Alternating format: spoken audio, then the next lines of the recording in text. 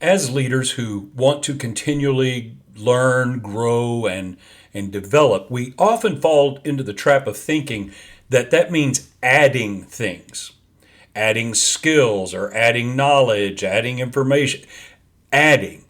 But I want to suggest to you today that there is another way, especially when we're so busy that we have very little bandwidth and we're very tempted to just say pause on the whole learning, growth, and development thing because we have no bandwidth. It's just as valuable to our development to know what we no longer need as it is to know what we do need.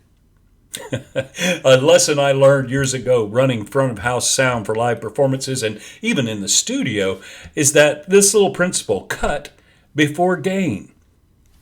Now, all that means is this. If I'm trying to hear a different instrument and I can't hear it, rather than immediately boosting it or making it louder, I look to see if there's anything that maybe is already a little too loud that I can bring down, and then suddenly that is being heard. That principle has served me extremely well so that I didn't have to hit a pause on my learning, growth, or development.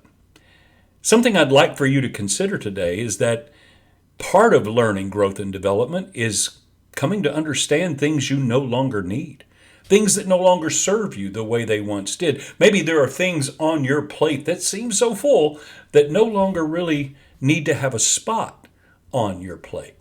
Maybe there's someone else that you oversee who could handle certain meetings that it's no longer profitable for you to be involved in. I'm not talking about just trying to reduce everything you can and just clear your plate, but I do think it's helpful for us to recognize that subtraction is still a part of growth and development. There are things that may have served you well early in your career, but now you realize those things don't work. So as you add, subtract. Make space. So you don't have to hit pause on your leading and development just because it's busy or challenging. I hope that today maybe you will take a little moment and just decide, are there things on my plate that no longer need to be there? Are there meetings that someone else is better suited to be in charge of? Are there calls that others could be making and be more effective?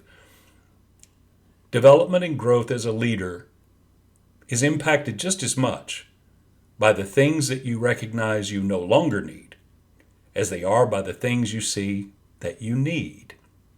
I hope you find that helpful today and you join me in asking the question from time to time, what no longer needs to be on my plate?